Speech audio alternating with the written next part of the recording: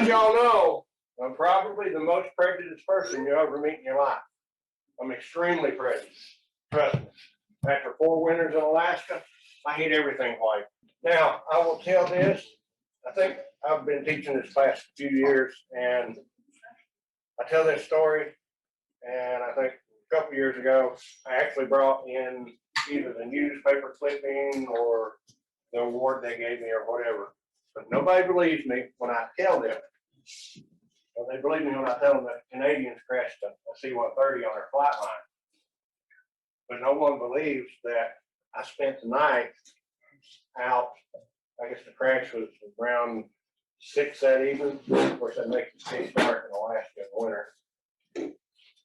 And I guess during the course of the night, I think I got to go up to the city of Fairbanks emergency management brought their big Winnebago out. I think I got to go in there maybe 2 or 3 times for about 10 or 15 minutes to warm up. But next day, about 10:30, as the sun was coming up,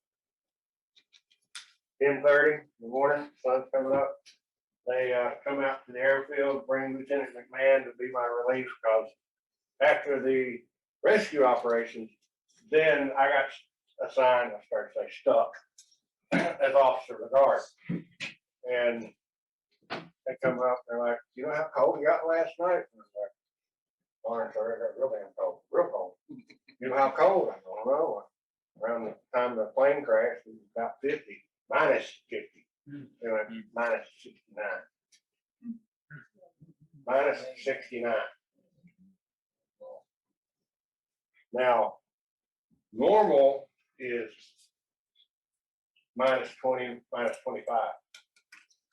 In Alaska, in the mornings when you go out, run, PT, policy was if it was greater than minus 25, you could stay inside. Minus 25, out there's where you went. You got to do your stretching, warm up exercises inside the building, but you went out and you ran. So, real interesting after the run, everybody coming back in. Mustaches, all white, eyelashes, eyebrows, white, frost on them. But yes, minus 69. If anybody don't believe me, I'll bring you a newspaper article. I think that I did the past a couple of times. Then when I did bring in the article, I think there were some people that went, oh, there wasn't blowing smoke, was he? In Alaska, one of the things we had to teach people was do not be afraid of the cold. Don't be afraid of the cold. Problem I think we have around here is people don't respect the cold. They don't take the proper precautions. Thus, that's why I do the class. So, prepare you to perform safely and effectively in a cold weather environment. To better understand how to prepare yourself for operating in a cold weather environment. Safely respond during adverse cold weather conditions, and be prepared or to prepare and maintain your apparatus, pumps, and equipment for cold weather operations, and to conduct fire, ground, and emergency scene operations safely and effectively. Even the best of equipment can fail during extreme cold weather. In Fairbanks, like I said, minus 20, minus 25, minus 30. That's the norm. Then we get a cold snap. Minus 40 is a cold snap for Fairbanks. Thus, most people, I learned real quick, I had that Jeep Cherokee was radiator hose, belts, radiator hoses and belts. You better have them, because when it hits minus 40, those things start snapping. And guess what? It ain't auto parts store.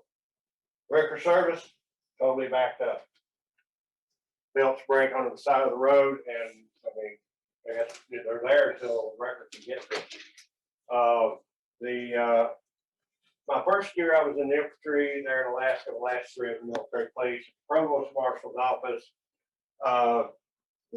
we had a contract with one of the local record services that did all of our record business. And my guys, they love to impound cars and they love to get on the radio. The call sign was Provo. And it'd be Patrol 31 to Provo. Go ahead, contact Happy Hooker. I'll laugh, that's the name of the record service. Happy Hooker Record Towing Service. The Happy Hooker. What type of antifreeze you have? What type of antifreeze did you have? Best I remember is regular antifreeze. But you Straight. pretty much. Now, here's one for you. You may not, you won't believe this. Heater core. My heater core froze. I didn't have any heat in the Jeep. I had one of these little Coleman heater things. And finally I had some friends that let me park my Jeep in their heated garage from Friday night till Sunday afternoon. Finally Sunday afternoon, I drained the radiator. And I mean, I would fill it with scalding hot water and you could watch that gauge, right? And I guess about 3 or 4 times, feel drain, keep sticking your finger, get your finger burnt, and finally it's like, ice cold water coming out. It finally thawed it out. But the heater core actually froze. So we do something to help ourselves and equipment. The 2 things worse than being cold, wet, tired, and hungry in the middle of a cold, dark night. And take the time to prepare yourself and your equipment before you have to deal with those cold days or nights. Also prepare yourself before you go heading out the door too.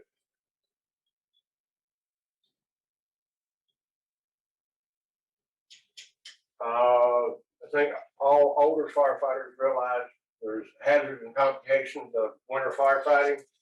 They can be overcome as long as we develop some basic understanding of the hazards and the conditions, and that we properly prepare for them beforehand. Well, what's Barry saying? Failure to prepare is preparing to fail. There you go. So if you don't do that Barry thing, it can end up being a bad thing. Be a bad day or a bad night. Of course, you know the body's got to be protected. You got to keep clean, dry, warm with so your normal body processes are maintained. Oh, move back up. There you go. Rest and nourishment are vital, very, very important. In Alaska, if you're in a field environment in the morning, when you get a hot breakfast in the chow hall or the chow tent, when you go through and they're handing out your MRE for your lunch meal, if I'm not mistaken, you've got 2 cans, little metal cans of orange juice, 2 cans of orange juice, and 2 Snickers bars. If you order peanuts, you got 2 Hershey bars. You don't realize that MREs are, if you eat MREs and you are not an active person, you're going to blow up. You're going to get big. They are high in calories to begin with. What happens in the cold, you burn extra calories. People don't realize that, but you do. So you get a supplemental issue of extra calories. The right approach to living in a cold weather environment, you'll be able to keep healthy and you'll be able to get through whatever challenges get thrown at you. Keep in shape. You're going to burn a whole lot more energy. Water, when it's cold, we don't think to drink. We forget to drink. Don't eat no snow. I think I sent this out on Messenger the other day. No, it's not lemon flavor. It's not lemon. Guys, it's easy for us. Girls have to stand up and then look. When you get, especially in the winter, when you get through doing your business, when you're peeing, look in your toilet bowl, check the color.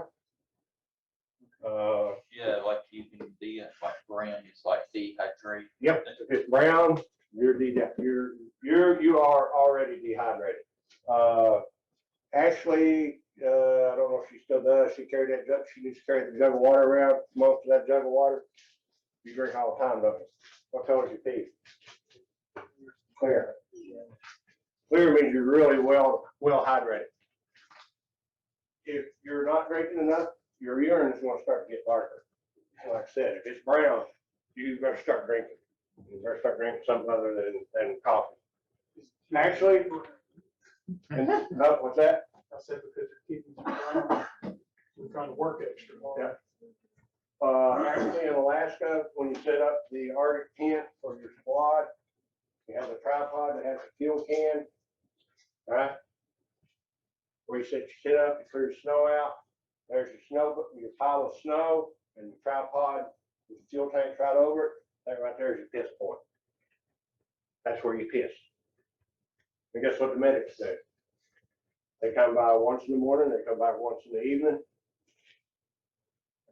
And they start looking at the snow. And if it's not clear or yellow and it's got a dark color or it's brown, whoever the squad leader, whoever's the top dog in that tent, sir, sergeant, check the people, they're not drinking. Somebody's getting ready to be dehydrated. Keep fit. I kind of think winter is not the time to go on a diet, especially if you're in a cold environment. If you're in Florida, yeah, who cares? You're dealing with the months of like now, probably February, it's gonna be extremely cold. It's a good idea to eat more. What is it you don't want to do when you're dieting? You don't want to eat more, right? But especially if you are active and you're outdoors, the extra calories will help you. It's kind of ironic considering everybody and like everybody's New Year's resolution is what? Lose weight. Like Eskimo eat that. Well, yeah, that's pretty. Still,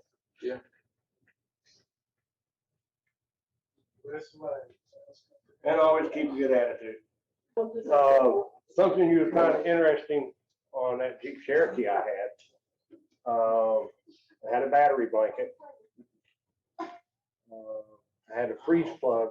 Some people have a circulating heater that will make the antifreeze. Block heater. Yeah. So I had the battery blanket, I had the freeze plug heater, and down on the oil pan, I had Permatex it looked about that thick, stuck right out, that was the oil pan heater. And they all came to, I don't have one with me, like a 3-prong plug, and that stuck out of the grill. A lot of people would rig this thing up, sticks out like this, wrap their extension cord around it. No. Although I did not like Colonel Campbell, I really got a kick out of watching the front end of his Suburban catch on fire. Couldn't happen to a better person. I was sitting in my office, looked out the window, and the smoke was rolling out of the front of Colonel Suburban. I was like,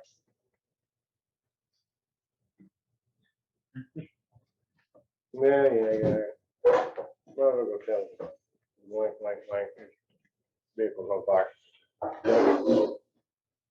You plug it in, and that, because a lot of people would have a big, long extension cord. What I did, my extension cord, it always got thrown in the floorboard or back seat. I didn't believe in that wrapping stuff. Another thing that you learn, they had the neatest little night light. It was about that big. Everybody called them bugs.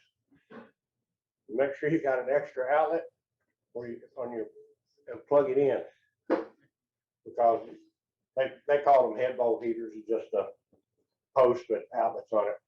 You plug into a dead one, your car is going to freeze. Kind of getting into vehicles, you have to keep them plugged in. If not, it's what I call cold salt. If it sets for 8 hours in minus 20 degrees, you ain't gonna crank it. The only thing you're gonna be able to do is either, for us, if the vehicle's got back to the DOT station, was push it around the building and push it in what we call the traffic, the vehicle inspection bay, and let them set and thaw out. there's people that, actually I had a couple of my soldiers, they went into the business of, they had these big blankets over your car. You shove a space heater under there and thaw your car out, charge money for it. But cold salt, the other thing to keep in mind is when it's really cold, and we're talking in the teens, Monk, SCBA packs, they got what, C cell or D cell batteries? What side, what's the battery? See, cold weather will zap your batteries. It'll suck the juice right out of them. A big handheld yellow spotlight, I got from Wally World. You turn it on, click it again, and it goes to a lower beam. When it's real cold, I step outside of the barn because the dogs are barking. Coyote, might be coyote, let's see. You click it, comes on bright, automatically goes to dim because it's that cold. It sapped the juice out of the battery. It still works, but saps the juice out of it. Expect people to be slower. One, they probably need to be slower because it's slick, they're cold, need to focus, but expect people, they're gonna move a little bit slower. They're not gonna react as fast. Not an excuse for not doing the task, but it's gonna take you a little bit longer. You gotta remember that. Not impossible, just remember with proper equipment, proper training, you can overcome the cold and be successful. Like the frozen caps on the hydrant, we talked about the little green propane tanks and the little torch things. There's little tricks there. Back to yellow snow.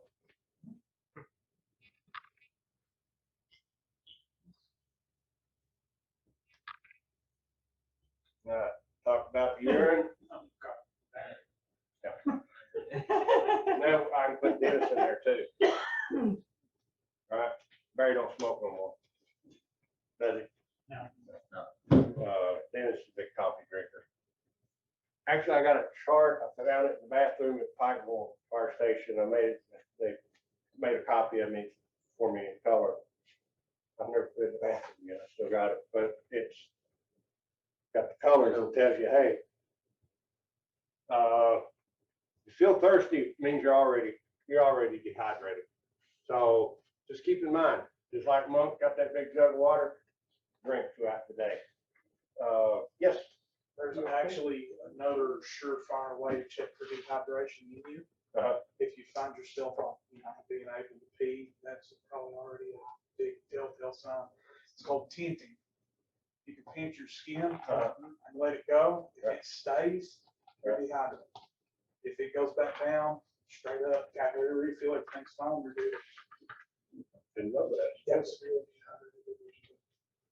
Actually in Alaska, in the field environment, on the Yukon stove that's inside the tent, they'll take a coffee can, melt snow, and they put Tang in it.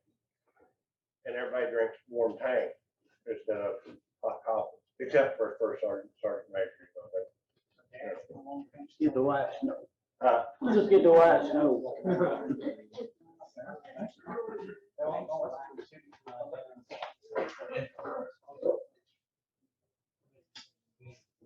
And this is something that we need to make sure on the fire scene, especially during when it's really cold, is that when we come out of the fire or we've been doing a lot of work, let's not forget to drink.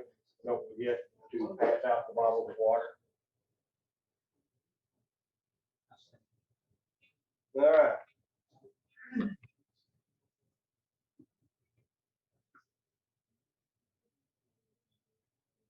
Remember, dress for the environment or the activity that you're going to be performing.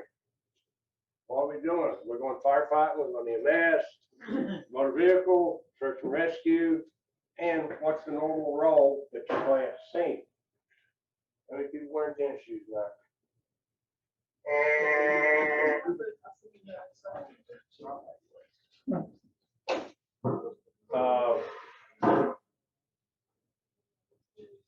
Okay, go on, ladies. Charleston, South Carolina, I forget the name of the aircraft carrier. It was January, cold, rainy, South Carolina day.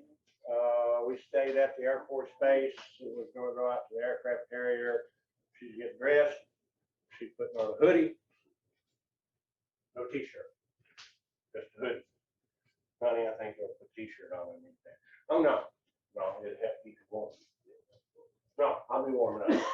Well, one thing about the t-shirt underneath there, start to get too warm, take that hoodie off. How many times you've gone through, I'm burning up, so take your hoodie off. I can't, I ain't got nothing more underneath it. My problem, that there's sweat. I told you. 3 principles: insulation, insulate, layer, and ventilate. Cold, acronym, keep it clean. Dirty clothes or cold clothes. Avoid overheating, wear it loose, wear it layers, and keep it dry. Anybody notice when I came in? Yep. Yeah. What I take off first? Yeah. I took that off. Yeah. And I took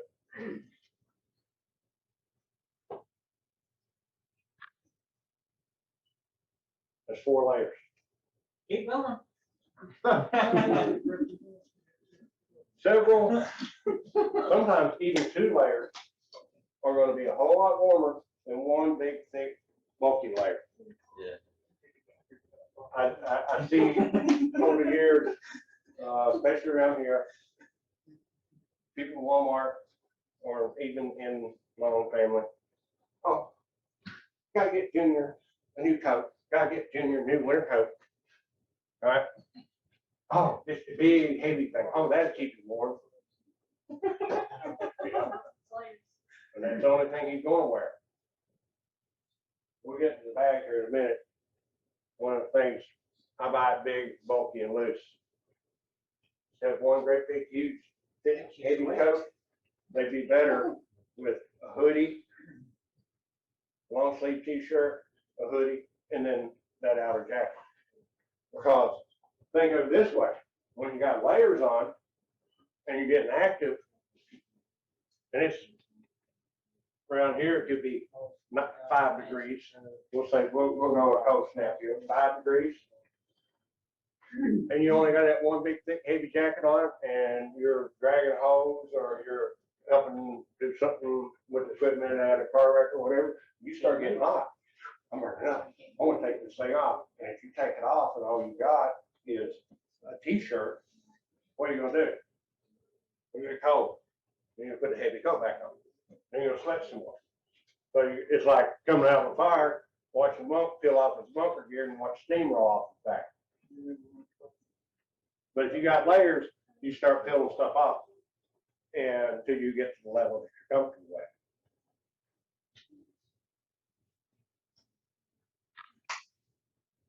Insulation materials help reduce the amount of heat that's lost. Or double layers is better, one bit thicker. Ventilation allows the moisture to escape. And I told you earlier, dirty clothes are cold, wear it loose.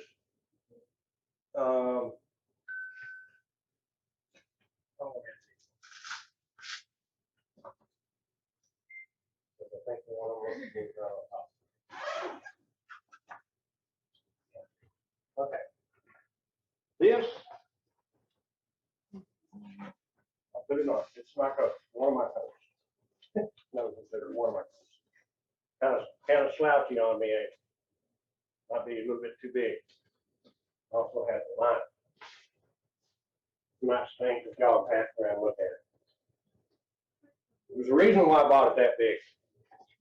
So I can wear a whole bunch of other stuff underneath. There may be days that's the only thing I will wear. And there's other days I may start putting layers on underneath it and I still have room. If I have a jacket that fits real snug, I'm not going to be able to put any layers under. And then it's going to be real tight, be restricted. Keep it dry as best possible.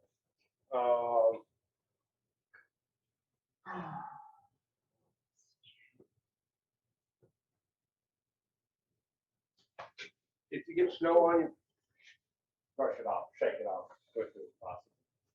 One thing I had to learn when I moved after War 48 and snow down here, even in Alaska, there was a difference between the snow in Fairbanks and the snow in Anchorage. We had a bunch of soldiers went down to Fort Richardson in Anchorage to do some training, and they almost froze to death. Why did they almost freeze to death? Our soldiers at Fort Wainwright, when it came time to go to sleep, it was throw your ground pad down, throw your mat down, roll out your fart sack, crawl in and go to sleep. We're good. Anchorage, snow melting around them. It's so persistent. Fairbanks, you don't have snow off ice. It's like picking up sand. Trust me, you can't make snow. So it goes, I think right in here, yeah, it's next in wet cold versus dry cold. And there is a difference. So I'll get the muckle ups out here in a little bit. I won't wear muckle ups unless it's really freezing and it's not a wet snow. It'll soak right through those muckle ups. Remember, if you got snow or frost on you, get it off of you before you get in the vehicle to warm up or to come inside. If not, your clothes are going to get wet. Of course, bunker gear never gets wet on the inside when you're fighting fire, does it, Bump? Not at all. Gets a little bit different. This says above 14 degrees, normally considered wet, cold, wet conditions, and below 14 is dry. Yeah. Also think around here. I don't know if y'all pay a whole lot of attention to snow or not. In our forecast, when we hear the word wet snow, oh God, trees are gonna fall, power lines gonna break. Powdery snow, oh, not so bad. Yeah, I also think wet snow is gonna make a big difference in what kind of footwear I'm gonna wear. It's also gonna make a big difference in what type of outer shell I'm gonna wear. How many people actually work outside? Even if you're on an ambulance, you're out sometimes working car wrecks, right? I have times I notice the temperature. Let's say yesterday the temperature when I was at the barn was 24 and I thought my hands were pretty hot. Well, this evening I'm at the barn and the temperature is 18. It ain't so bad. Ever walk outside and it's like really, really cold day? It's bone chilling cold. Damn, you know, it sticks together. Yeah, your nose freezes, slams shut. Humidity in the air. That moisture in the air can make a big difference. Kind of goes along with your windshield thing. And it helps pay attention to what the weather's going to be. Wet, cold, cold, wet, or just going to be cold. I prefer just cold without the wet any day of the week. I do not like that.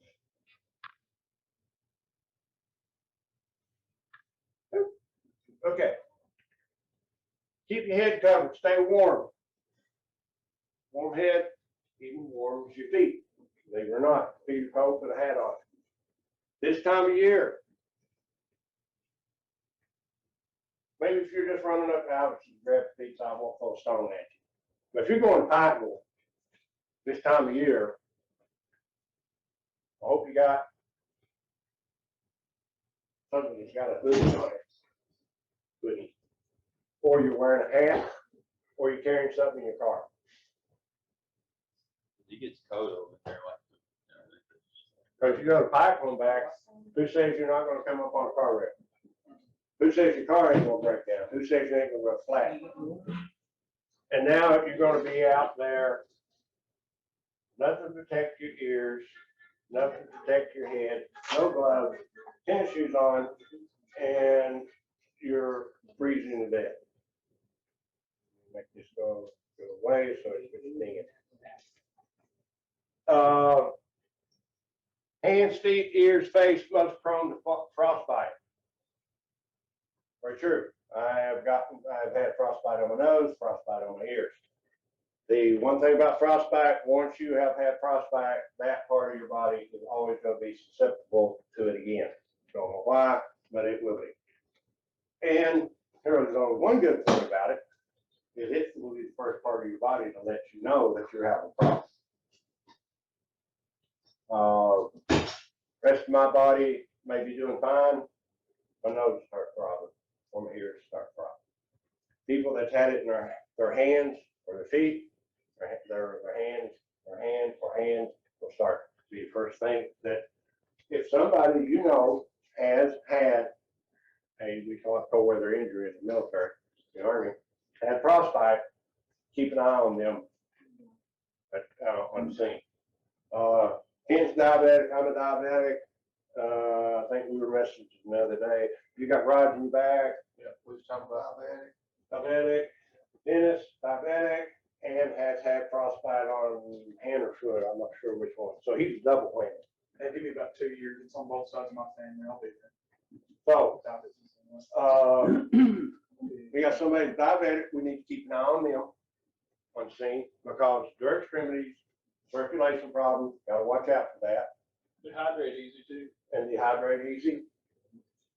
So when you are in the taco position or you're in the officer's position, that is in the monk position, that is on your back. That's one extra thing that you have to worry about other than just fire.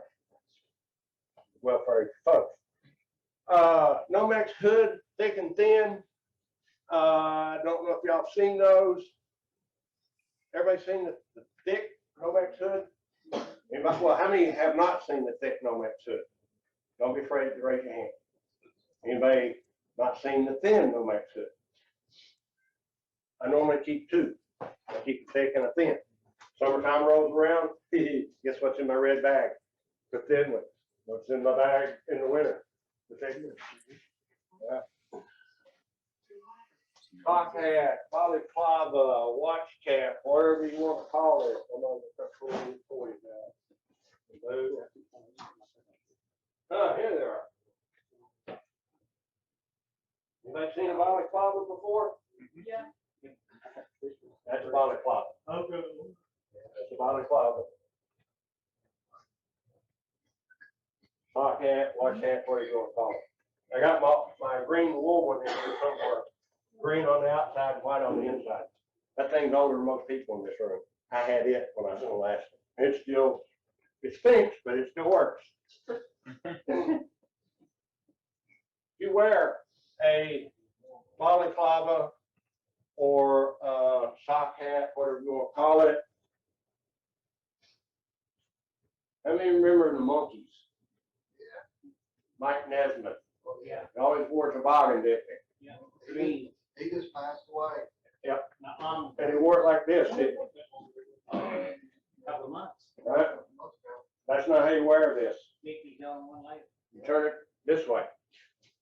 You roll it inside.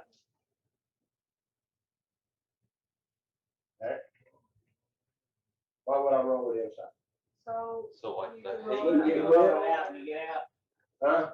roll it down if it gets cold. Yeah. Now, I'll wear it this way. Hey, it's cool, man. I look like Mike Nesmith.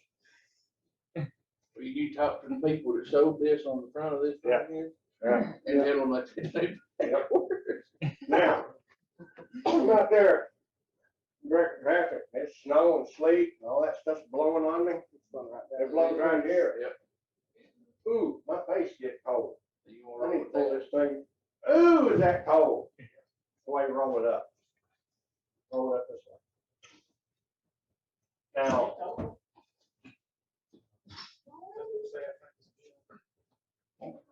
now I tell, hey, where's the buck paddle at? How many licks you get? How many licks? You want to give me? How old are you today? 41. 41. Why is it across the backside? Now, with the balaclava, when it's not real cold, I put my opening in the back. gonna wear it this way. If at any time I think, or if it starts getting cold, I'm gonna pull it down. You got none backwards. That's all right. One thing I like about a balaclava as opposed to those things that are like that, is I can pull it down so I can fit like this. The other thing is I can pull it up. Only one problem is you got glasses, it's just like a mask. Especially when it's cold, your glasses fall up. So most of the time in Alaska, I always wore contacts. But you can pull it down and let your glasses fall out. And the ones we got, like we've got that's made, it's Velcro, they come back around and then come back off. That way you can adjust it. Now those don't fall up. I've noticed those don't fall up as bad as those do. Because you can kind of adjust where you want it to fall at. We've had them things for Long a time. long time, yeah. That and them old army boots. 6 P's of planning. What are the 6 P's of planning? 6 P's of planning. Okay, here we go. Prior, planning, prevent, is, for, perform. So if you didn't practice the 6 P's or the berry thing, and you don't have a cap or something to put on your head, we know who's gonna be going to rehab first. How many carry bunker gear in the car? Right, most of them in the car. When it gets cold, these cold nights, I would say when we're talking in, I mean, even now, I would take mine in. But when you hear below 20, take the bunker gear in the house. When we start talking teens, I even would suggest that if you have your bunker boots and pants on the floor, get them up off the floor. That floor is gonna be cold where you realize. Try to avoid doing this right here. Cones go off 3:30 in the morning. No, cones go off 3:30 in the morning, first thing I do. Bathroom. Yeah. Yeah. Then I come out. Before I leave the house. Try not to grab tennis shoes, okay? Don't grab tennis shoes. Say there's a minor, 2 crackheads ran off the side of the road and they're up against the side of the hill and they can't get the door open and they ain't smart enough to go out this side. And the crowd should sustain until we. Didn't we work something like that up the road? Two crackheads ran off the road in the middle of the night.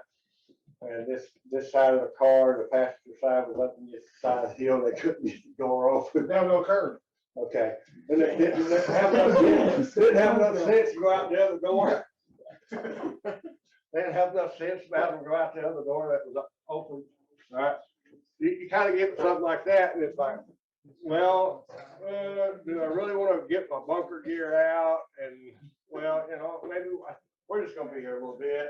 And the next thing you know, you're there a little bit longer, and a little bit longer, and a little bit longer, and then them shoes start getting really, really cold. All right.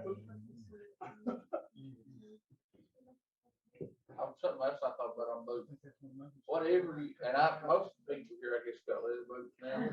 But if you have rubber boots, whatever you do, put socks on. Do not ever put a pair of rubber boots on without socks. Summer, winter, don't matter. Because you'll get them on, but you'll never get them back off. And you'll have blisters. These haven't come up above the ankle. Hopefully you got it insulated. They can be leather or rubber. And don't let your new boots, don't show up on an emergency scene and let that be the first time you've worn your new boots. I'm gonna turn the lights on real quick. All right. These are buckle locks. Be careful, there might be some ghost poop on them. Unzip that big long zipper there and you'll look inside. And right here is the secret to these boots. It's this inside boot. All right. All right.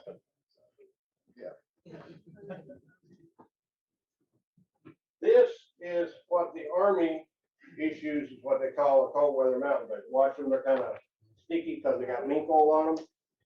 You can see there's a liner in there with a lot of cat fur down inside of them. These boots are not very expensive. I got them at Tractor Supply. They are fairly decent in cold weather.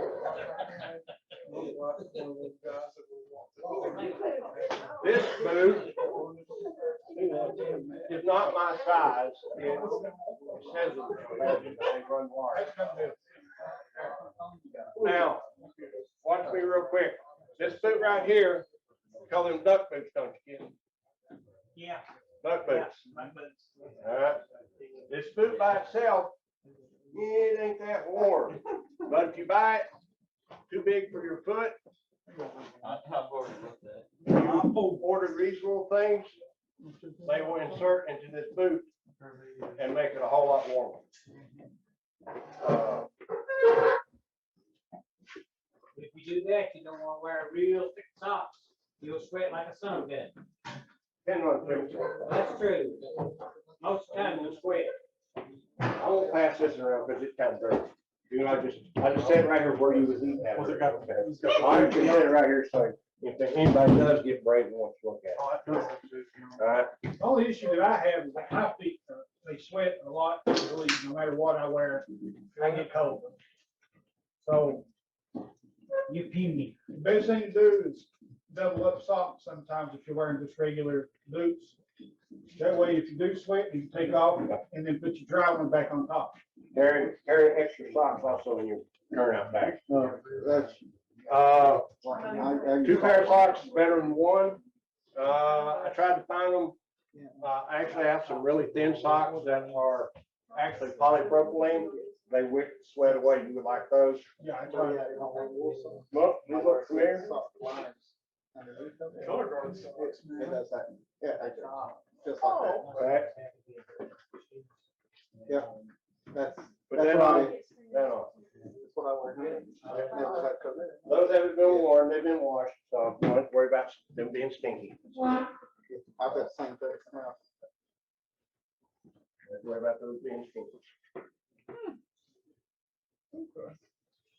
Once again, make sure your foot will fit inside that boot.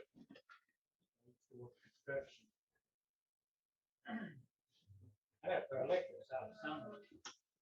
All I right. got to throw electrics out somewhere. Now, I don't. They will need. give me that black boot there. Just one, just one. All right. Now, quick question. Hey. These are Army issued. If they were Marine Corps issued, right here would say TGIF. I think on Friday. God, it's Friday? No, TGIF. Toes go front. Toes go in first. Toes go in first. Almost 8 o'clock. Everybody want to take a quick break? Yeah, take a break. Don't take 30 minutes, take about 10. Lights off. There's your definition of this sucks. This actually happened, downtown fire. A little section of the building was still burning. I started to spray it. So Billy Chapin was there doing something. Oh man, don't put that out. That's my warming fire. He's sitting there still working with his pipe bomb. Have an extra pair of firefighter gloves if possible, or at least have some other types of gloves on you. Me, I prefer 3 pair of gloves. I don't know whatever happened to my little thin polypropylene gloves. They allow you to have a lot of dexterity without putting your bare skin on metal. Extreme cold. Try to not put bare skin on metal because it will not make for a good day. Lightweight work gloves reduces the dexterity. Then I got ski style gloves or mittens, very little dexterity, and I've got the extreme cold weather mittens. A lot of people, when you wear mittens, they want to call you bad names. Don't pay no attention to them.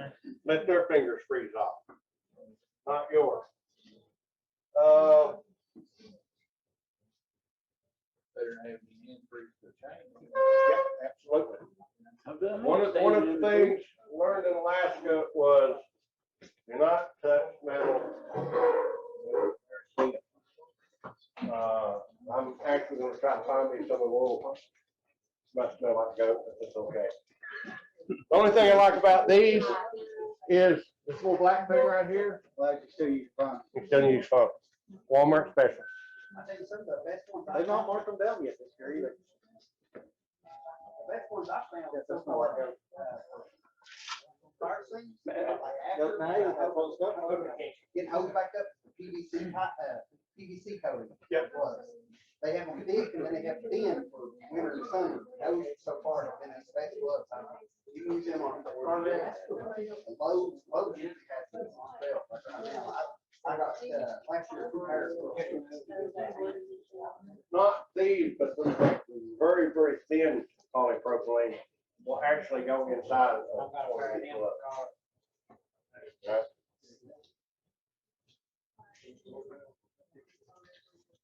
Oh, yeah.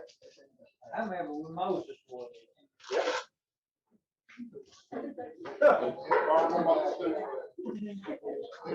So when it's really, really cold, those first little thin ones I passed around, I'll be wearing those wherever I got to do different things at the farm.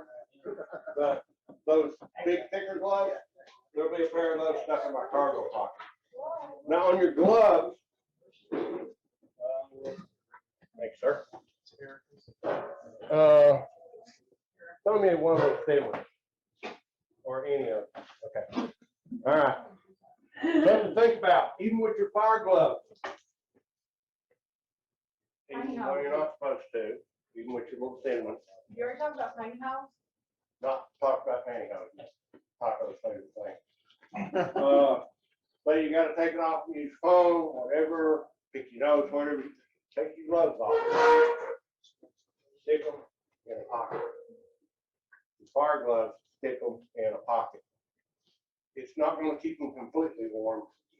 But think of it this way, if they're in my side pockets here, they're close to my belly, and my belly is normally warm. Okay. I'll tell you about something else you do better too. But it beats the heck out of them laying right there and get real ice cold. For some reason, I guess it didn't keep them on the time. They was cold when I put them on. And ended up our guy, he did that. Sat down and raised his coat up, stuck my feet up in his armpits. Hands are cold, good place to warm them, right here. That ain't good enough for you? Right. All right. They got us in, EMT class not to ever rub your hands and it breaks those crystals. Yeah. Crystals. Now, my hands are freezing off. I'm gonna tell you how I'm gonna warm them up real fast. Huh? I said pass. Other than sticking them in my pants. Big circle. Blood flow. Blood goes right through the Yeah. pants. It'll sting like crazy. Now, these are the Arctic mittens. I don't have a pair of trigger finger mittens. I first got to Alaska. Colonel come in the office, Colonel Dirk came in. He laid the quarter on my desk and said, "Put your Arctic mittens on." Pick it up. Oh, asshole, not that right. He said, "Keep trying before you can leave Alaska. You can pick up the time with your trigger finger." Believe it or not, it is a skill that can be learned, and I did. Just piss him off. Walked in his office, the Colonel got dime.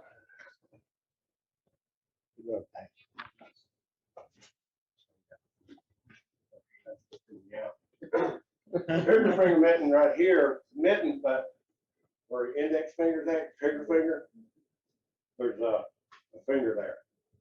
So what you do is you pull that finger out of that, stick it in the mitten part, and then when you gotta use your finger, your trigger finger, you stick it in there. What's the fur for? Like those. What's this little thing right here for?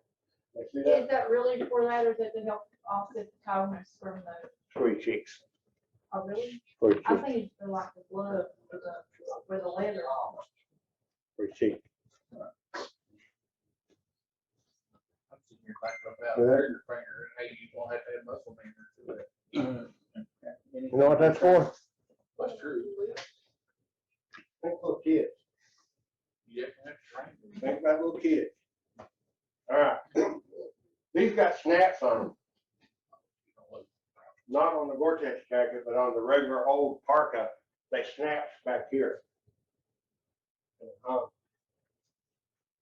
And if they unsnap, it came loose. You didn't lose it either.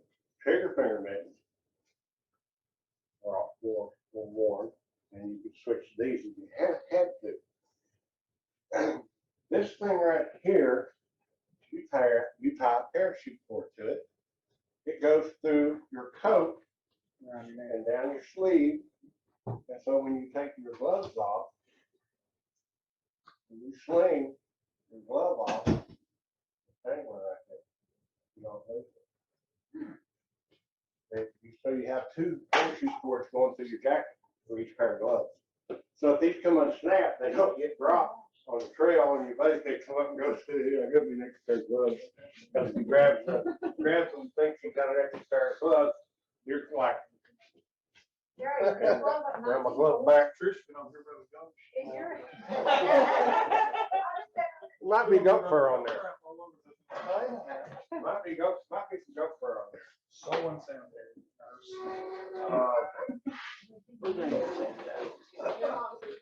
But in your northern states, your little kids, they go to school, their little mittens.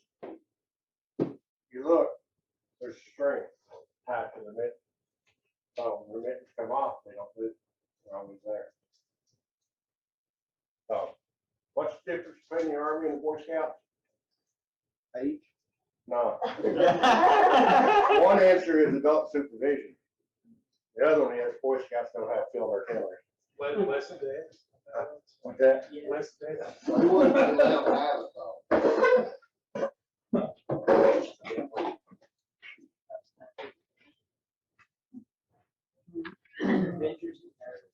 All right. Venture scout. If possible, your first layer, it should be polypropylene, if you got it, or just bring roll along. And of course, this is definitely not to NFPA standard. No. Everything NFPA has to be what? 100% cotton, right? Polypropylene and cotton. It's designed to wick away moisture, all right? You remember that from your fire behavior class. Unless you said so. Your second layer should be some sort of synthetic fiber pile type shirt or polyester, some batting. And then you got a third layer, and then you got a fourth layer. Now, I'm not expecting anybody to run out to Walmart and buy all this stuff. It's expensive. Take a inventory of what you got at home. Think about layering stuff. The pantyhose. Yeah. On the pantyhose. Maybe not some of you younger guys. Some of the well-traveled guys. 2nd Street in Fairbanks, Alaska is not a place for a soldier to be.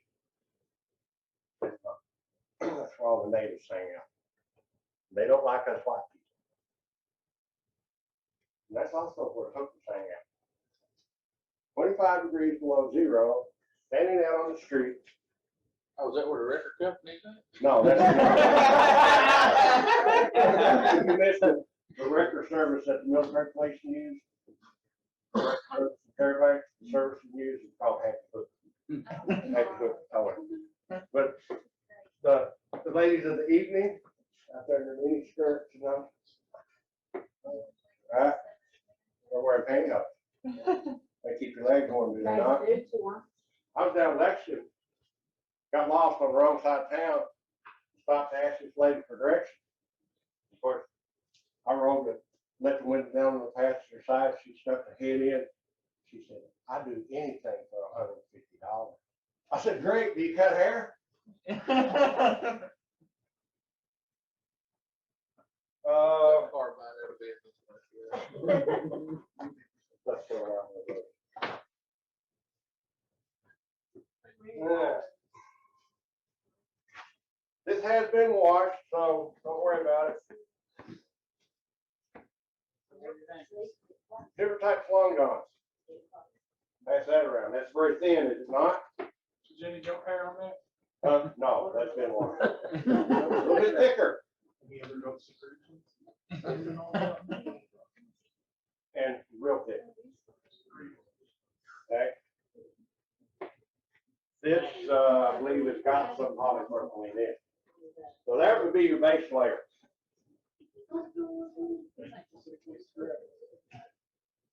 Always have like a block. Here.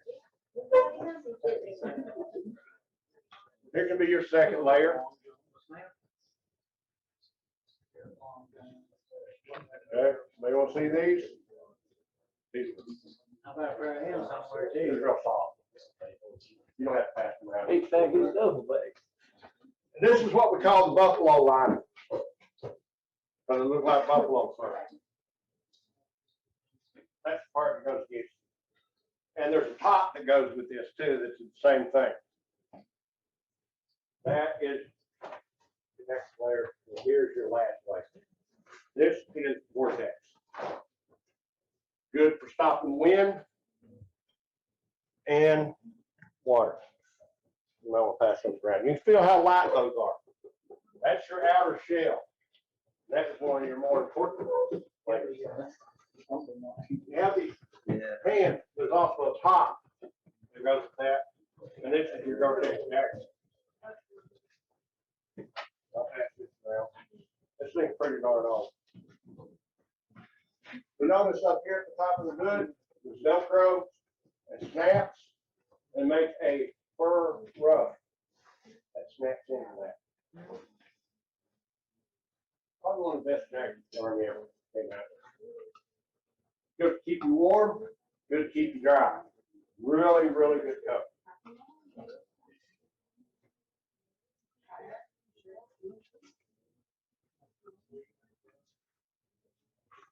And if you really want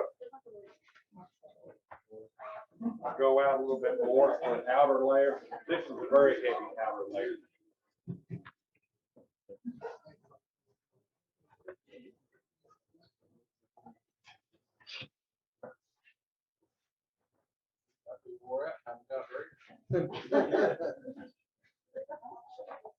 Now, this and this very seldom gets broke out. And the pants, camouflage Gore-Tex pants, very seldom get broke out. I have my secret weapon, and you get it at Walmart. I call them hot pants. I have several of these. Polypropylene or long johns, right? And then these. I'll turn one leg inside out. Reason I call them hot pants is you go outside and you feel real good. I can stand at the bars and I have no problems at all. I come into the house and I will sweat my butt off, literally sweat my butt off. My butt will literally sweat in those pants. But those are what, 50 bucks? Yeah. And I'm not saying everybody run out and buy a pair, but just for thought, that pair of pants is like 40, 50 bucks. That pair of long johns, pair of thermals underneath, you're good to go. Now, dead of winter, you can be in the teens. Y'all laugh at me. You laugh all you want. It can be in the teens. Be 3 o'clock in the morning, especially when we got baby goats. I will be in the morning. 3 o'clock in the morning with my baby goats. Ready to call it. Oh, you did? Sleep with this pants? Yes, I am. Because it's real cold. I throw all that stuff on it, put on the right kind of boots, got the right hat on, the right gloves. I got me one of those mats. Throw that mat down in the stall. And then the babies come curl up right next to daddy. You know? I go sleep, 15 degrees out, I'm good. You know, because I dress properly. Anyway, don't spend all your money. Walmart does carry a lot of good stuff. There's a new Goodwill, Michael, up by Tractor Supply and Buffalo Wild Way. The reason I say that is several months ago, I was at the fire department, and one of their firefighters got a complete World War II Army uniform. Had an Army Air Corps patch on it, tight jacket. $10.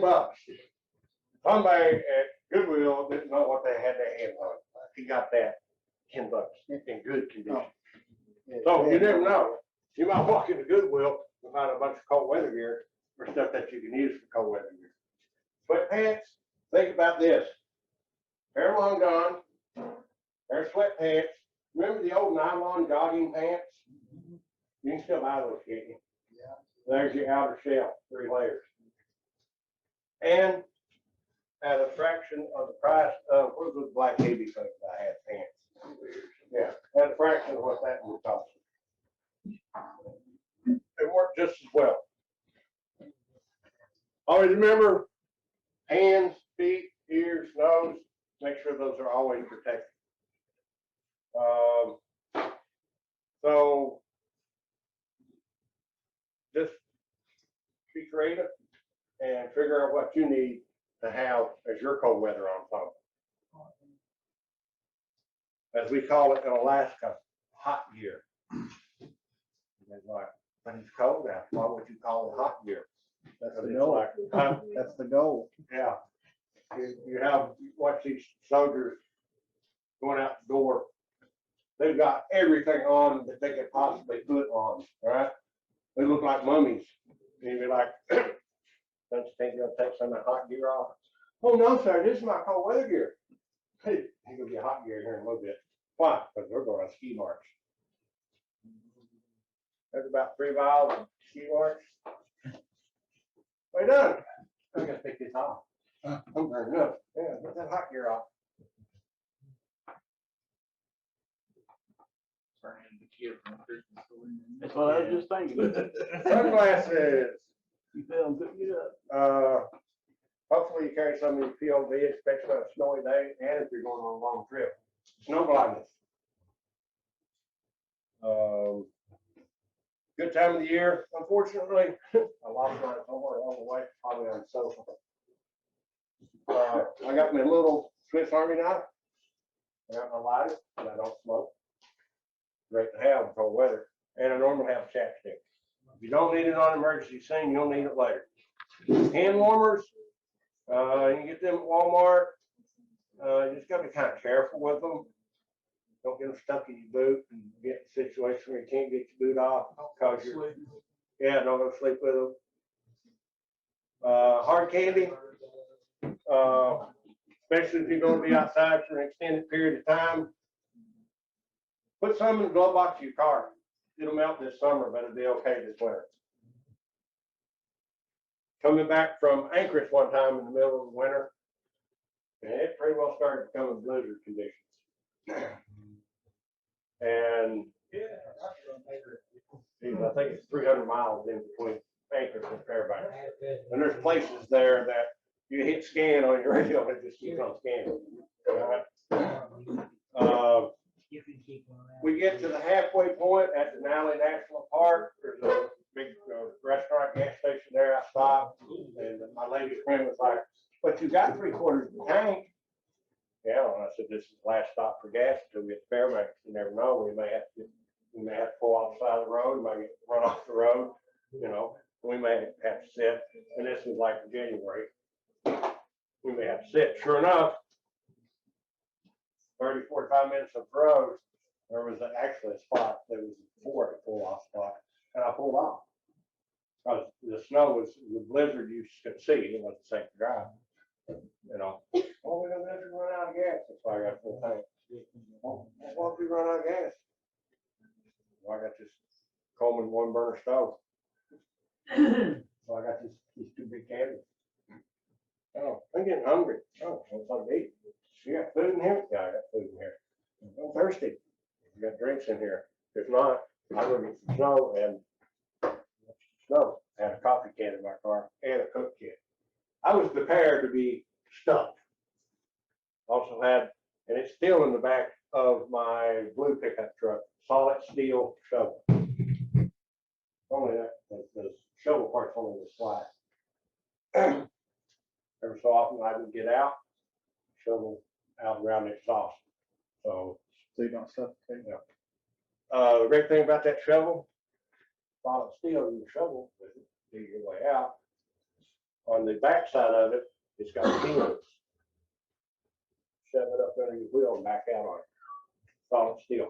The your UPS trucks, our special reaction team, they were sitting on a sheet of ice and they couldn't move. I shoved the shovel in there, and the lieutenant's like, "Sure, we won't break your shovel." I said, "I don't think we'll try it." It does. I said, "I go down to the park store and get another, shut up it back right out on us." So there's some things to think about, especially if you're going to be traveling in the winter. Hypothermia, more in the body's inner core temperature, happens when your body loses heat faster than it can produce it. Another one of those reasons for why we eat. Man, those first three words sound familiar. Our behavior class. So this is the way that we lose body heat. And when we breathe, all right, we lose body heat. Cold area, gotta warm up. Have you ever been out and it's been so cold that when you step outside and you inhale through your nose, your nostrils slam shut? Yep. And stay? Prevention. Of course, everybody wants to check out the Oh, that's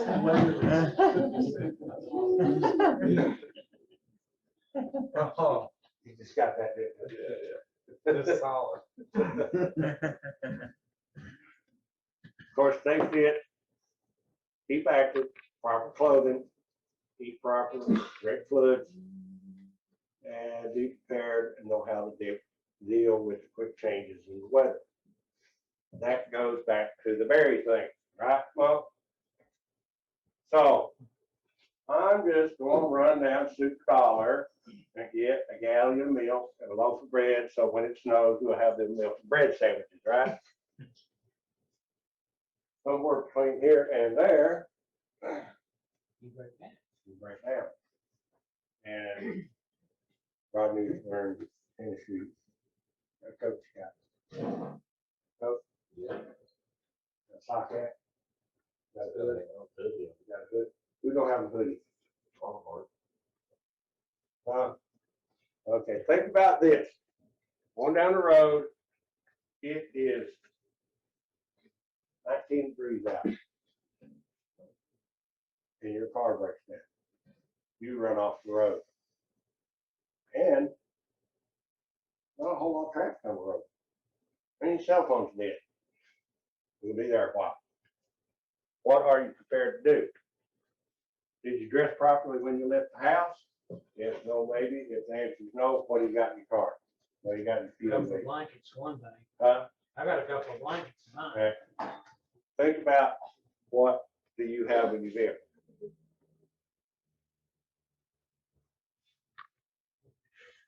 And I'm not one to talk, but that white car out there don't have a cotton picking thing in it. I was getting ready to sell it, took everything out of it. Two good old boys and they're crackheads.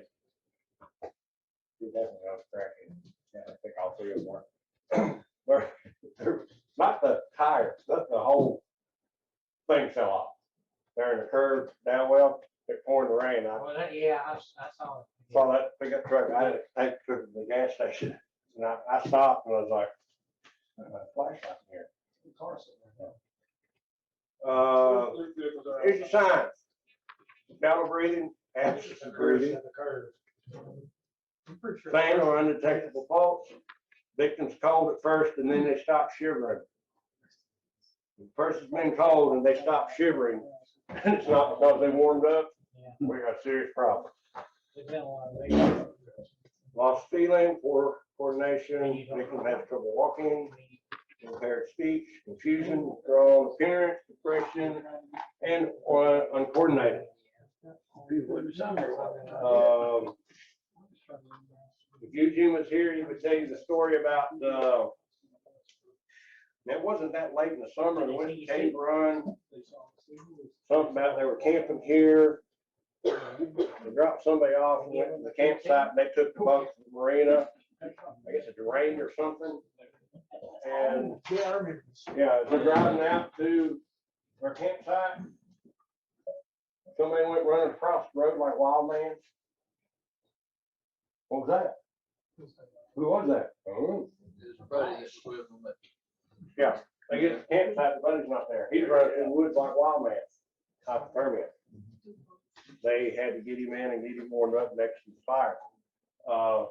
People with hypothermia do strange things. I mean, you heard that expression, go run naked through the snow?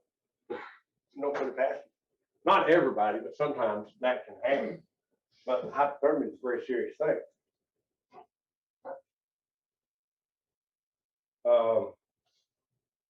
Sometimes in the cold, especially spring cold, I call it the 1,000-yard stare. And I don't know if it's the onset of somebody maybe getting ready to get hypothermia, but they're just kind of like, you know. I think the cold may be freezing the brain also. Hitler sent his army to Russia in the winter. And the Germans weren't prepared. Yeah, they mostly like invade lots of summer. Their biggest casualty was from the environment, the weather. And they said that they would find German soldiers not shot, but laying dead in the snow with a smile on their face. Because hypothermia, eventually, you don't feel pain no more, don't feel cold no more, don't feel nothing no more. The body's like, and it's all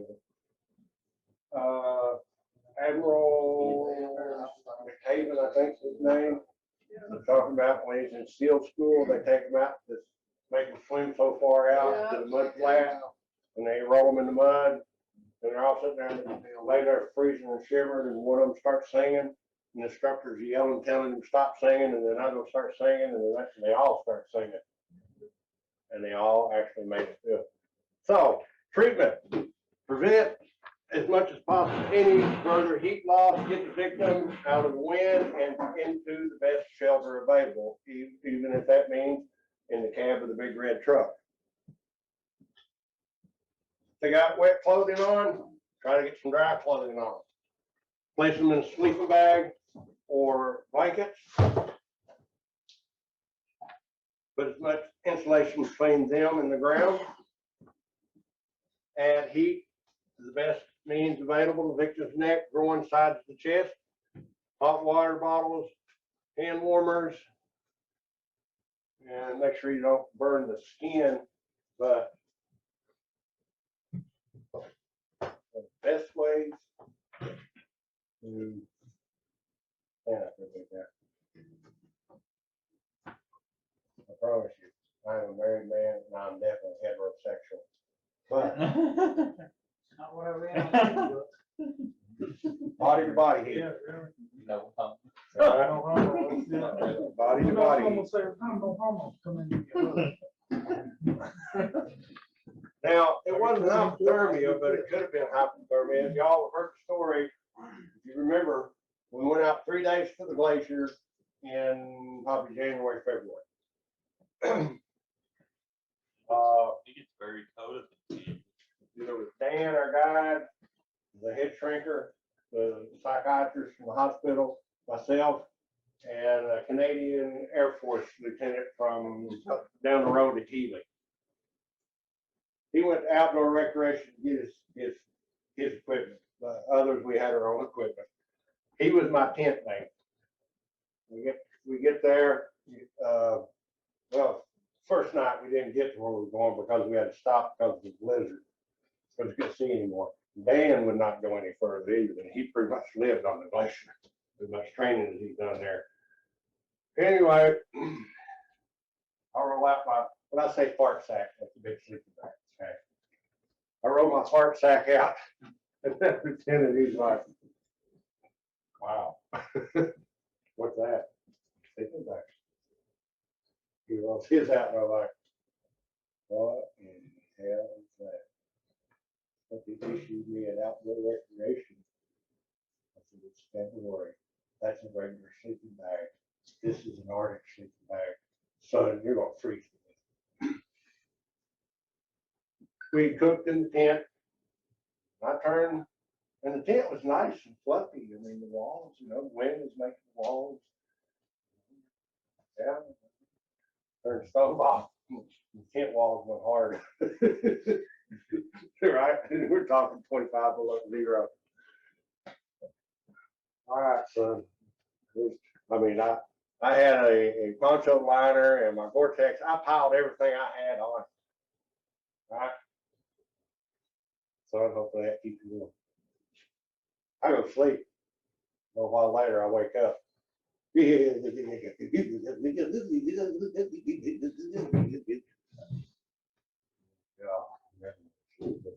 You're gonna freeze to death. Finally, I said, look, I said, Lieutenant, I ain't no queer. I said, but you just lay there. I want to do something. Start rocking. You know what? Laying on top of somebody is not the most comfortable way in the world to sleep. But at least you can sleep when you don't have to sit there and listen to them going, you know. Next night, pile everything on top of it. This is not sticking out. And he's like, sir, yeah. Will you roll on top of me again tonight? I said, I probably will if I want to get some sleep. Put them in the bag. Body heat, okay? If they're able to drink something warm, nutritious, make sure they're learning enough to drink. You can add calories by adding sugar. Now here we go, diabetic. Oh no. Which one I gotta worry about the most, Doc? Is diabetic problem or is hypothermic problem? Hypothermia, I think I'll get through the sugar. As long as I've got a needle, I'll get through the sugar. Speaking of the fart sack, the sleeping bag, in Alaska, remember I told you 2 cans of orange juice, 2 Snickers bars? You always hang on to one of the Snickers bars. When you crawl in your fart sack, you eat that Snickers bar. Takes heat. Food is fuel. Right? Keep this in mind. Think about your animals. Goats, my goats. Visiting my niece, like 8:30, whatever. I better get going. I gotta go feed my goats. My nephew-in-law, he's like, "You said you goats yet?" No. Oh, you're one of them late feeders. I'm like, yeah. I said, there's a reason for that. I feed late. In the summer, I read, feed late when it's cooler, because when they eat, that generates heat. I feed late. It's colder late at night. It generates heat for my critters. Make sense? Your pets. Give your pets extra food. You still got cookie. Okay. When it's real cold, he's outside, ain't he? Yeah, she. Okay. Give her extra food. He says Lucifer. Or you give them warm water too. That's what we do, give them dogs warm water. Alaska, I got my prep table for my dogs, outside dogs. I got 3 heat lamps hanging up here and they're on strings. They come down, they sit right on top of the dog food bowl while I heat the food. My wife's like, I ain't heating your food. I said, you want to eat cold food? The reason I started doing that in Alaska, there's this place I drove by quite frequently, a lot of times, and he had a bunch of sled dogs. And I go there a lot of times, it's like, there's steam rolling off them dog food bowls. What the hell's going on there? I pulled off one day.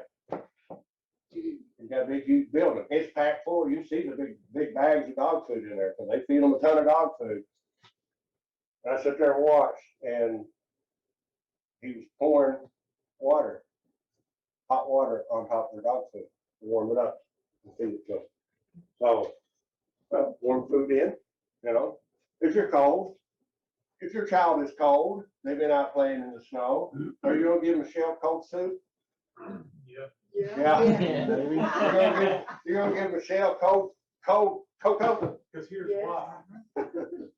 It's either, or Aaron, come on, seriously, you need to, Aaron, Mom, Dad. Yeah, you depend on Michelle to feed your animals, they'll be dead. If she's in the bathroom, or I don't feel Michelle. good. Michelle likes to. So think about calories. Think about calories in, feeds fuel to the engine, creates heat.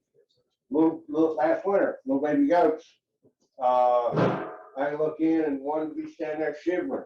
In fact, actually the other morning, my big male, he was standing there shivering. Vet told me pancake syrup is use it in a pinch when you don't have glucose. Stuff called Power Punch is a nutrient supplement for animals. And I'll draw up 5 cc's of pebble syrup and 5 cc's of Power Punch. But on real cold water, I don't care how thin pancake syrup is, on real cold water, it's like stick the syringe out, they grab a hold of it, and you push, then goes the Power Punch. And then you're like, trying to get that syrup in.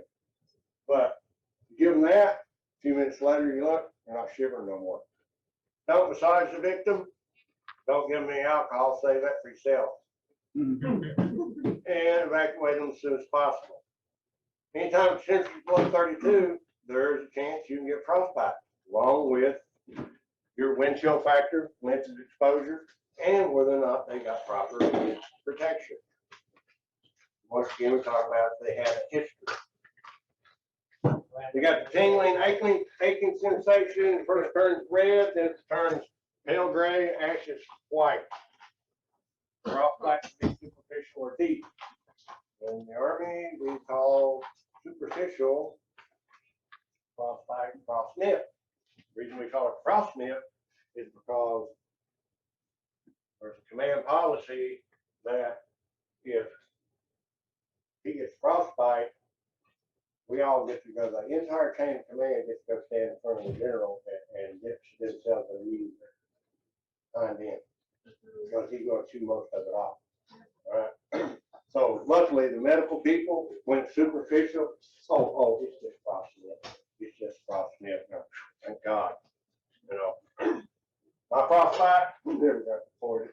I didn't know I had frostbite. When I figured I had frostbite, I'm shaving one morning. Wind chill. Combination of wind and low temperatures.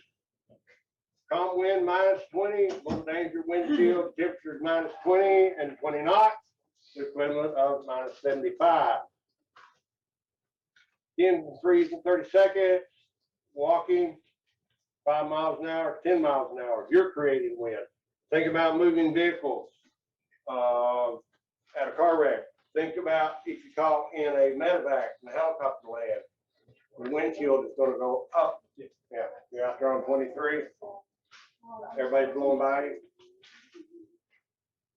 Keep Meyer needs to be cognizant of the fact that you got people on the roadway and the temperature's low and there's a lot of wind. They keep an eye on his feet.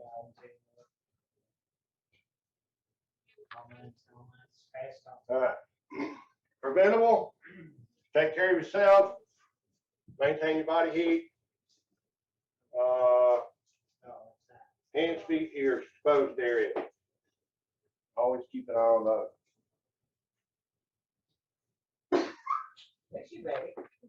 Do not wear tight boots or socks. Use a buddy system. Check on each other. Keep an eye on one another. Always carry extra socks, mittens, or gloves. Do not stay out or don't stand still for long periods of time. Always use caution during wind and cold combinations. Check your feet whenever possible. Make sure you eat well, have a lot of hot drinks.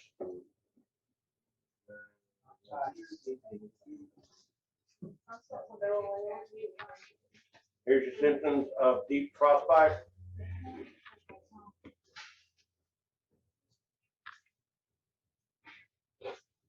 Right. After 12, 36 hours, you start to get blisters. Hopefully you've already been to the emergency room. There's your nice picture. Is that you? No. Okay. Been there. Things keep, we'll keep them out shut. Uh, Never mind, I was gonna say something, but things keep going the way they're going. yeah, I know. I'm gonna keep my mouth shut. Well, I don't know who got activated That's me up here. or been put on alert, but I have a funny feeling that maybe the 172nd Hunting and Fishing Brigade in Alaska got notified. That's the 10th Mountain Division. They're the ones that are prepared for cold weather. Yeah. I can see why. Short period of time, probably gonna be superficial, been a long time, hey, probably gonna be deep. Did they go over passively and actively? No. Don't rub with snow. Do not rewarm by massaging or exposing to open flame. I don't stick in hot water, stick in warm water. Right.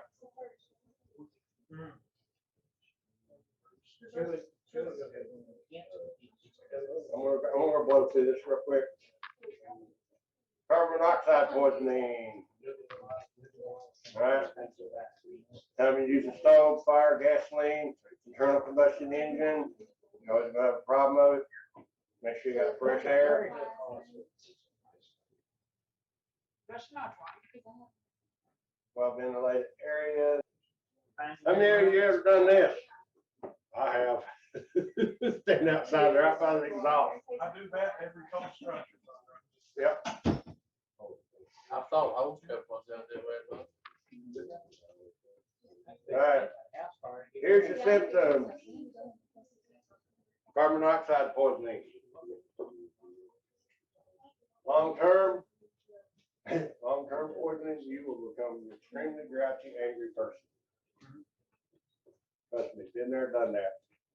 First got out of the army, I was living in the basement, and they did not have hot water tanks. I would have these spells of nobody could stand to be around me. Couldn't stand still. Treatment, moving over there. Medical O2. Transport to ER. Stay away from college frat parties. Heat exhaustion, can that happen in cold weather? Yep. Inside fighting fire?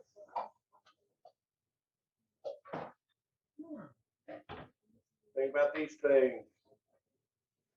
Ice and snow, slow with your response, add it weight to roof. You're gonna have slow hose lead out, accessing the roof for ventilation. Think about auxiliary heating devices in homes, kerosene heaters, too close to combustibles. If you're using a hose out there in the cold, don't turn it off. Let it Yeah. dribble a little bit or it freeze up on you. And remember, rehab will be very important. Never stay completely out.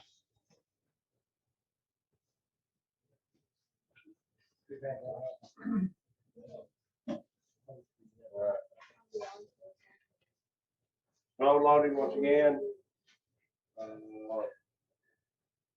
Or could have more calls. Hydrants frozen or covered by snow. Watch your SOPs for driving, who drives, who don't drive. And review your protocols and procedures for hypothermia, frostbite, cold water emergency. Anybody out skating on the middle creek?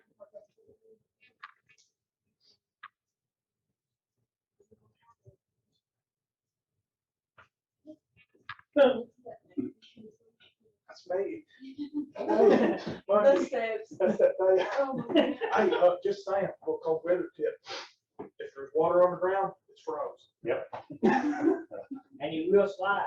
And you gotta have a weather rock too, right? You gotta have that weather rock. Slow down, black ice kills. Your maintenance is critical. Change other devices. Make sure you know how to use them. and be familiar with defrosters, heat vents, etc. Highway, car wreck operations, be extremely careful. Especially in ice conditions, they will slide and run right over you. Think about these. May have to park further away from the structure. You'll have to have extra length on your hose. And there are going to be things that are not going to be visible because of snow. Stairs, drop offs, swimming pools, walking along. Not so much with above ground. Well, I don't know, above ground, you can be walking along and trip over it. I've actually seen this. Place up north of Fairbanks called Eagle Pass. I thought, I'd never been up there before. I thought I was driving through a fallen rock zone. I was driving through where they plowed out. And actually, even that far out, I don't know how they got the electricity up there, but they had street lights.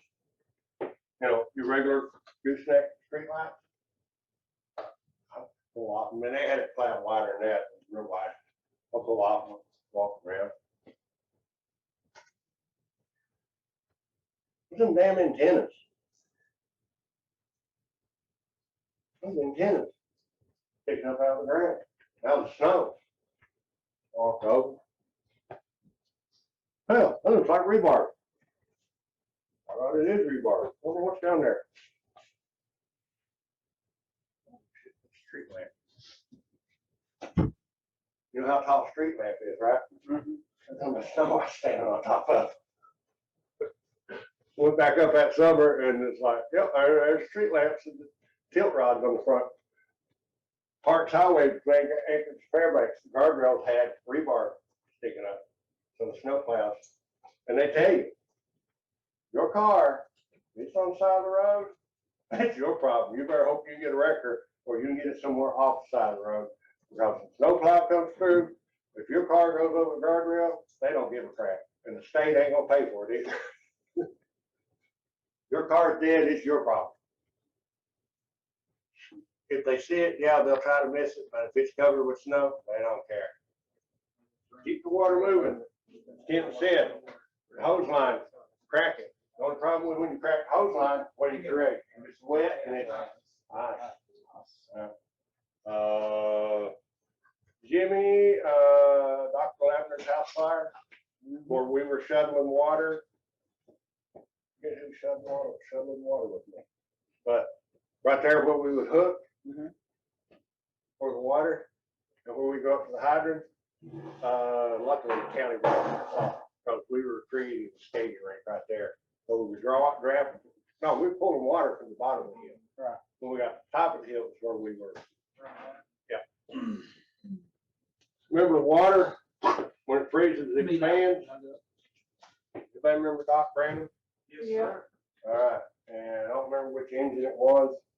I told him Oh, engine 3. take the old Sloan. Yeah. They just told him to take it there. He did. They didn't tell him to drain the thing. Water froze inside the pump. So you can't take on the phone. Yeah, they blamed it on him. Sorry, Homer, right? You didn't tell him to drain it. He just said for him to deliver it. You gotta remember, keep that partial flow going. Also when it freezes, there's your weight thing. They were using an axe to chop the hose line out of the ice. Fun. But be careful not to chop a hole in your hose. Always 3 points of contact, boy jumping off the apparatus to get the ice. What are you gonna do? Once again, rehab, very important. Consider emergency shelter for the family if their house burnt or motor vehicle accident. That's pretty cool. Got any wool blankets on your vehicles? Of course, the water you apply runs off, it's gonna freeze, causes additional weight. Your locks and halyards on your ladders may freeze. Pump gets froze and pump. How you gonna get it back to station? It's battery, it sits there till it's all well. Anybody ever seen those little stretchy things you put on your shoes, it's got the little cleats, you make those. Request your rehab resources quickly. Make sure you get them out of the elements, away from vehicle exhaust, provide for hydration, steel berries coffee pot. You're only gonna be able to work for short periods of time. Dress in layers, keep moving, keep your head covered. Cold weather puts a strain on your heart even without exercise. Be careful from shoveling snow, pushing a car, or overexertion. Regardless of the age or physical condition, avoid overexertion in the winter. Now, we're gonna take a big red truck for a ride. Temperature below 10 degrees, below 10 degrees. Think about the small lines and gauges. What's gonna freeze first? It's bad when you're, Is that right? when you can't open your valves because they're frozen up. One of the things you do, even out here, is your discharges. Right? Pull your discharges. Some people will pull the discharges and leave them open. Some people will pull them, drain what little bit of water's in there and then close them back. Sometimes the problem with leaving them out overnight is if you close them, you're worried that the water will accumulate. You leave them open, you forget to close them before the big red truck goes out. When you get on scene, guess what? The discharges are Froze open. Right? Northern Lights. Aurora Borealis. Don't forget your wind chill factor. Cold soak, we talked about cold soak. As long as it stays out in the cold, it's gonna be harder to get it to start. Dry pump, wet pump, You sketch that's the things you gotta consider. Alright. Cold is great because you can add layers till you're comfy. With the heat, you can only take off so many layers before it becomes illegal. Back to the discussion about your wet pump, dry pump. Past 9, real quick. That looked like a cool job right there. Gauge pump, circulate the water. Need to be skilled at circulating the water, okay? All right, Farmer Gary, out in the snow on his four-wheeler, we're looking for the blank comedy that just ate one of his goats. He's on the hill, the head of the holler, rode his four-wheeler, or anyone else out lost the injured or both. So, it's not nighttime already, days are shorter, keep that in mind. Will you be prepared to operate in the darkness? We somebody pack a flashlight. So you go out in the daytime looking for Farmer Gary, you don't take a flashlight with you. All right. Kenny and Uncle Cracker, they say it gets hotter when the sun goes down, but not in the winter. It gets colder. Did you pack anything extra for when the temperature starts to drop? You go out on a daytime search and looking for Farmer Gary. You don't have a day pack on your back, with your extra cold weather gear, and you get out there and it gets dark before you get back.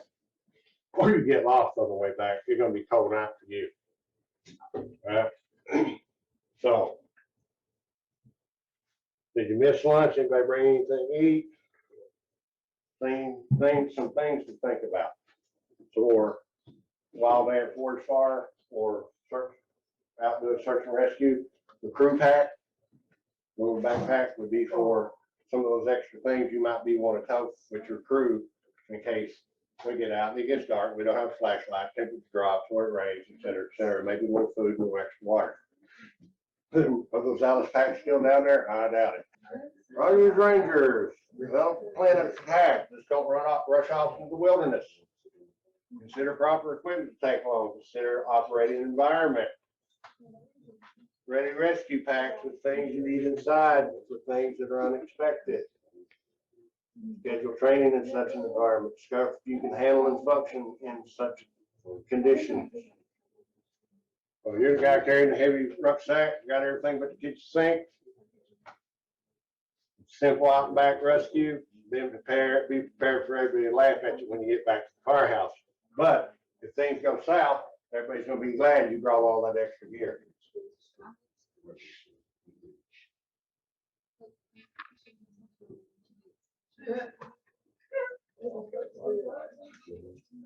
Folks, don't forget our furry critters.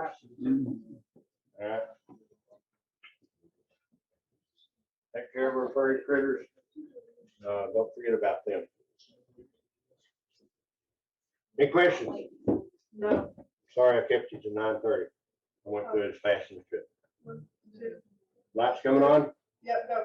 Okay. Oh, All right. So, y'all ready to go out and play in the cold? yeah. Come on, you got that fire hose ready? We'll set these metal chairs out there, gonna soak you down. See who gets froze first.